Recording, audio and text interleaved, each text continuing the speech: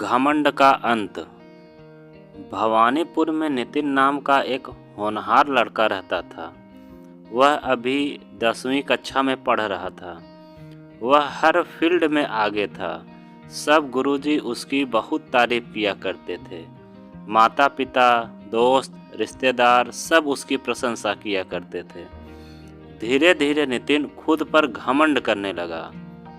वह दूसरों सभी लड़कों को अपने सामने तुच्छ समझने लगा। जैसे जैसे समय निकलता गया उसका घमंड और बढ़ने लगा। वह समझता था कि गुरुजी को भी कुछ नहीं आता है। गुरुजी से भी वह ज़्यादा होशियार है। वह उसके पापा से भी बहस करता। पापा, आपने मुझे इस छोटे से गांव में क्यों रखा है? उसकी हरकतों से धीरे धीरे सारा गांव परेशान होने लगा। एक बार नितिन अपनी साइकिल से स्कूल जा रहा था।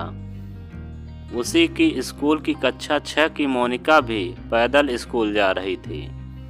नितिन अपनी घमंडी दुनिया में ही खोया हुआ था। उसने मोनिका को टक्कर लगा दी, जिससे मोनिका के पैर में मोच आ गई। फिर भी उसने अपनी गलती नहीं मानी। उसे भला बुरा कहते हुए बिना उसकी मदद किए हुए वहां से चला गया। एक दिन नितिन अपने ननिहाल से अपने गांव आ रहा था। उसे पहले से ही बुखार आ रही थी। गांव आते आते उसे अंधेरा हो गया। उसका घर बस स्टैंड से 2 किलोमीटर दूर था। ऊपर से बिजलियां कड़क रही थी और बहुत तेज बारिश हो रही थी। नितिन के पास फोन भी नहीं था। घर पर उसने बोला भी नहीं था कि वह आ रहा है। ननिहाल में मामा को भी उसने कसम दे रखी थी कि घर पर न बताए कि वह आ रहा है। वह अपने पापा मम्मी को सरप्राइज देगा। 1 घंटे तक नितिन ने बारिश रुकने का इंतजार किया। बारिश भी उसकी परीक्षा ले रही थी। बारिश तेज पर तेज होती जा रही थी। रात के 9 बज गए थे। नितिन ने हिम्मत करके घर जाने का निश्चय किया। वह कुछ दूर गया। बुखार की वजह से वह चक्कर खाकर बेहोश होकर गिर पड़ा।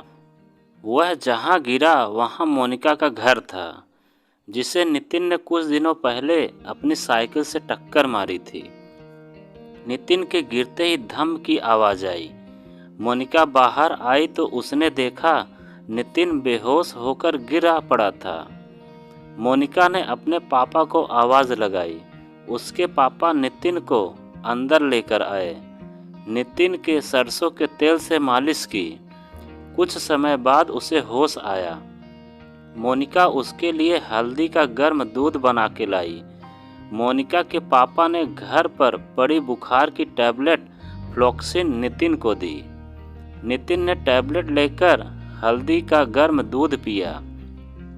कुछ समय बाद उसकी बुखार उतर गई। वह अब अपने को ठीक महसूस कर रहा था। अब उसकी आंखों में पछतावे के आंसू भी थे। वो रोते हुए मोनिका से सॉरी बोल रहा था। मोनिका के पापा से बोला, अंकल प्लीज़ मुझे माफ़ कर दो। मैं बहुत घमंडी हो गया था। मैंने मोनिका को साइकिल से टक्कर लगाई और इसे गिराने के बाद उठाया भी नहीं था। इसी मोनिका ने मेरे गलत व्यवहार के बावजूद मेरी मदद की है। मैं सदा इसका व आपका आभारी रहूँगा, जिन्होंने मेरे घमंड का अंत कर दिया। मोनिका के पापा बोले, बेटा कोई बात नहीं। सुबह का भूला शाम को घर वापस आ जाए तो उसे भूला नहीं कहते। वैसे भी आदमी सामाजिक प्राणी है। दुनिया में हर आदमी का अपना महत्व है। आदमी को कभी घमंड नहीं करना चाहिए। एक आदमी का दूसरे आदमी से कभी भी कोई भी काम पड़ सकता है। सुबह होते ही नितिन अपने घर पहुंचा।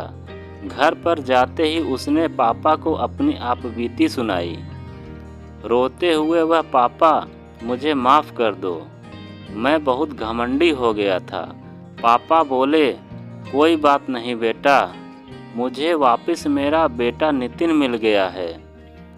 अब तेरे घमंड रूपी रावण का अंत हो चुका है।